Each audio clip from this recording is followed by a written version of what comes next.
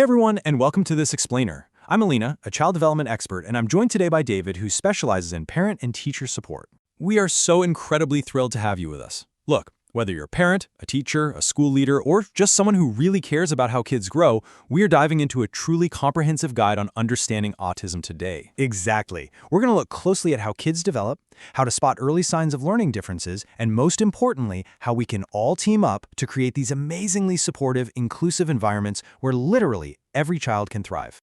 Okay, so here's our roadmap for today. We'll start with understanding the autism spectrum, then spotting the early signs, navigating classroom challenges, looking at collaborative support strategies, and finally, we'll wrap up with the power of inclusion. But before we even get into the weeds of development and milestones, we need to set a baseline by hitting a major misconception head-on. And that is autism a disease? You know, it's a question that still kind of floats around out there in some communities. Well, the answer is just an absolute no. Autism is a neurodevelopmental reality. It's not an illness. So our focus as caregivers and educators really has to be entirely on support, not on, finding a cure. We're talking about typical versus atypical development here, not sickness. And honestly, viewing autism through this compassionate, evidence-based lens, it completely changes the way we interact with a developing child. Right. Okay, let's jump straight into Section 1, Understanding the Autism Spectrum. So, Autism Spectrum Disorder, or ASD, is fundamentally a neurodevelopmental condition. Basically, this shapes how a child's brain processes information, and that unique wiring affects everything, right? It affects how they experience the world, how they learn, and how they talk and interact with other people. It's really just a different trajectory of development. And I think the most crucial word here is spectrum. Autism isn't just one single thing. Every single child's developmental path and level of independence is totally unique to them. Some kids might need a lot of hands-on help with their daily tasks, while others are highly autonomous and often have these incredible, highly specialized abilities and strengths. Let's ground this in what you might actually see every day.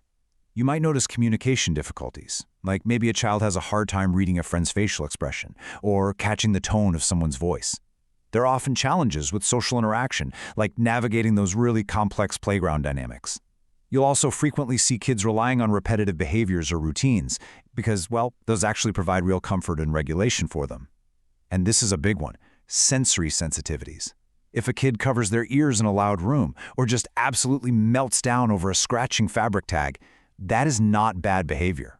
It's a very real, very intense sensory response. Moving right along to Section 2, Spotting the Early Signs. Spotting these developmental differences early on is absolutely huge. A young child's brain has this incredible neuroplasticity, so identifying things early opens the door to timely professional intervention. It means we can give the child the specific tools they need to communicate, learn, and handle their emotions during those super critical early years.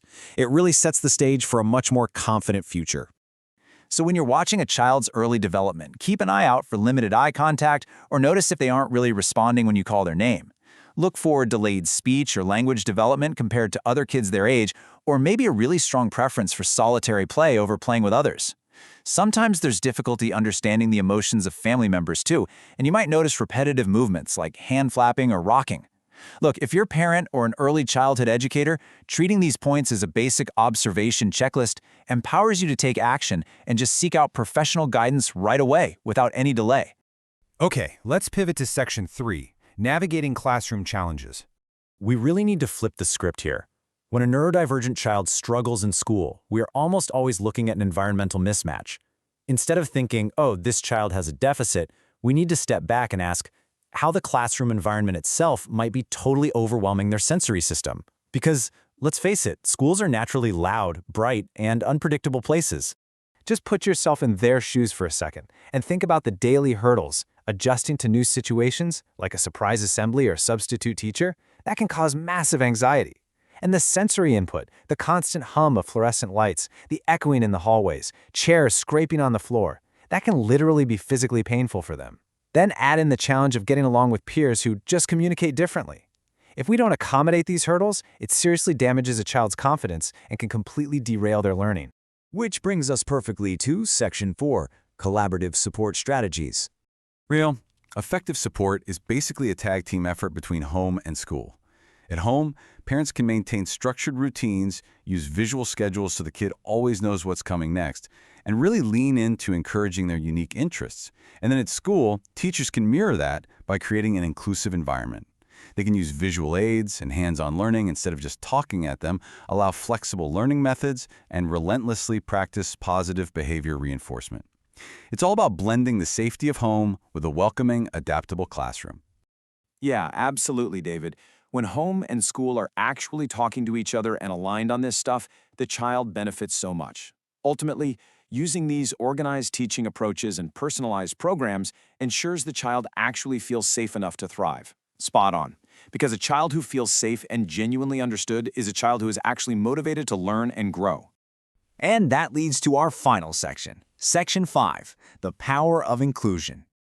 Here's the thing about inclusion. It doesn't just benefit the autistic child. When kids with autism learn right alongside their neurotypical peers, it creates this incredibly rich, productive environment for literally everyone in the room. Every single student learns how to care for others, how to appreciate different ways of thinking, and they grow so much socially. Honestly, inclusive classrooms teach empathy in a way that a textbook never, ever could. I want to highlight this quote directly from our source material because it's just so powerful. Instead of trying to fix the child, parents and teachers need to work together to build a welcoming and supportive space that values neurodiversity. That is a total game changer. It completely shifts the burden of change off the child and places it firmly onto the environment. We are really just here to recognize that having different kinds of minds makes all of our communities so much stronger. So, as we wrap up this explainer, I want to leave you with a question. Whether you're a parent tweaking a morning routine or a teacher deciding to dim those harsh classroom lights, how can you make your own home or classroom more inclusive today? Think about just one practical step you can take right now. Because those small changes, they make a massive difference in these kids' lives. Well said. Thank you all so much for joining us for this explainer. Keep learning, keep observing, and keep championing inclusion wherever you go.